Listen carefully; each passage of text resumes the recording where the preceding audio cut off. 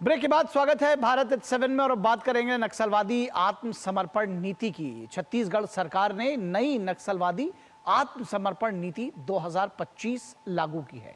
नक्सलवाद के खिलाफ सरकार दोनों ही स्तर पर कार्रवाई कर रही है। सरकार की नई सरेंडर नीति के अनुसार आत्मसमर्पण करने वाले नक्सलियों को सरकारी नौकरी, बच्चों को फ्री शिक्षा का भी प्रावधान किया गया है। देखिए डीडी न्यूज संवाददाता सोमेश पटेल की छत्तीसगढ़ के बस्तर से यह विशेष रिपोर्ट।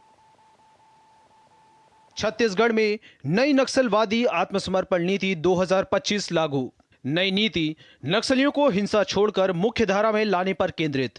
नीति में सुरक्षा, पुनर्वास, शिक्षा और रोजगार के प्रावधान। नीति का लक्ष्य 2026 तक छत्तीसगढ़ को नक्सल मुक्त करना। आत्मसमर्पित नक्सली को मिलेगी शिक्षा। छत्तीसगढ़ सरकार ने नक्सलवाद को खत्म करने और हिंसा की राह पर चल रहे लोगों को मुख्य धारा में लाने के लिए एक नई नीति शुरू की है। इस नीति के अंतर्गत सरेंडर करने वाले सक्रिय इनामी नक्सलियों और उनके परिवारजनों को शिक्षा, रोजगार एवं वित्तीय सहायता जैसी कई महत्वपूर्ण सुविधाएं प्रदान की जाएंगी। नई नीति के अनुसार यदि किसी आत्मसमर्पित नक्सली ने नक्सलियों के विरुद्ध अभियान में पुलिस को विशेष सहयोग दिया है और इसके कारण उसकी जान व संपत्ति को खतरा उत्पन्न हुआ है तो ऐसे प्रकरणों में उसे पुलिस विभाग में नियुक्त किया जा सकेगा। इसके साथ ही 5 लाख रुपए या उससे अधिक के इनामी नक्सली को सरेंडर की स्थिति में पात्रता रखने पर नक्सली अथवा उसके परिवार के किसी एक सदस्य को शासकीय सेवा में नियुक्ति का अवसर दिया जाएगा। अब वार्ता के लिए तो हम लोग दरवाज़ा शुरू से ही खोल के रखे हैं। हम लोग बोल रहे हैं कि आप गोली और हिंसा की भाषा छोड़िए और विकास की मुख्यधारा से जुड़िए। आत्मसमर्पण करने वाले नक्सलियों को ट्रांजिट कैंप या पुनर्वास केंद्र में रखा जाएगा। यहाँ उनकी सुरक्षा की पूरी गारंटी होगी। पुनर्वास की पूरी प्रक्रिया 120 दिनों के भीतर पूरी होगी ताकि वे जल्दी मुख्यधारा में शामिल हो सके। नक्सलियों को उनकी रुचि के हिसाब से हुनर सिखाया जाएगा, जैसे खेती, व्यवसाय या अन्य रोजगार। 3 साल तक हर महीने 10,000 रुपए का मानदेय मिलेगा, यानी 3 साल में कुल 3.6 लाख रुपए की आर्थिक मदद। आत्मसमर्पित नक्सलियों के बच्चों को 18 साल तक मुफ्त शिक्षा और छात्रावास की सुविधा मिलेगी। कानूनी सहायता दी जाएगी ताकि वे नया जीवन शुरू कर सकें। अभी तक 1100 से ज्यादा नक्सली आत्मसमर्पण किए हैं। उनके साथ सरकार न्याय कर रही है। उनके लिए अलग से हम लोग 15,000 प्रधानमंत्री आवास स्वीकृत कराए हैं। उनको स्किलिंग करा रहे हैं और स्किलिंग करा के उनको रोजगार से जोड़ने का भी काम करेंगे। यदि इच्छुक आत्मसमर्पित नक्सली खुद भी शिक्षा पाना चाहता है तो संबंधित विभागों की योजनाओं के अंतर्गत सहायता दी जाएगी। यह नई नीति राज्य में शांति एवं विकास की दिशा में एक महत्वपूर्ण पहल है। इससे न केवल आत्मसमर्पित नक्सलियों को मुख्य धारा से जोड़ने में मदद मिलेगी, बल्कि उनके परिवारजनों का भविष्य भी सुरक्षित होगा। विगत 15 महीने में बस्तर संभाग के अंतर्गत 350 से अधिक माओवादी कैडर का डेड बॉडी अलग अलग मुठभेड़ के पश्चात रिकवर की गए थे। काफ़ी बड़ी संख्या में माओवादी कैडर आत्मसमर्पण कर रहे हैं। जो आंकड़ा के हिसाब से देखा जाए इस 15 महीने के अवधि में लगभग 1200 से अधिक माओवादी कैडर हिंसा त्याग कर शासन के समक्ष आत्मसमर्पण किया। छत्तीसगढ़ सरकार के नई नक्सलवादी आत्मसमर्पण नीति 2025 का लक्ष्य 2026 तक राज्य को नक्सल मुक्त करना है।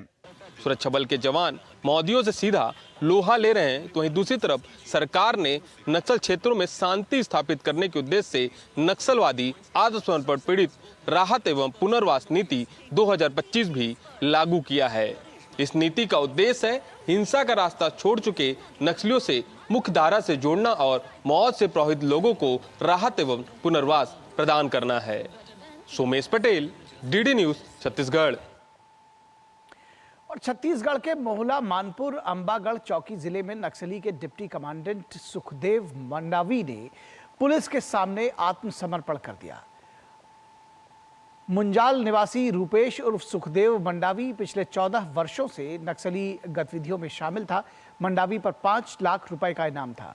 मंडावी एक LOS डिप्टी कमांडर था और उसके आत्मसमर्पण करने से नक्सली संगठनों को भारी नुकसान होगा।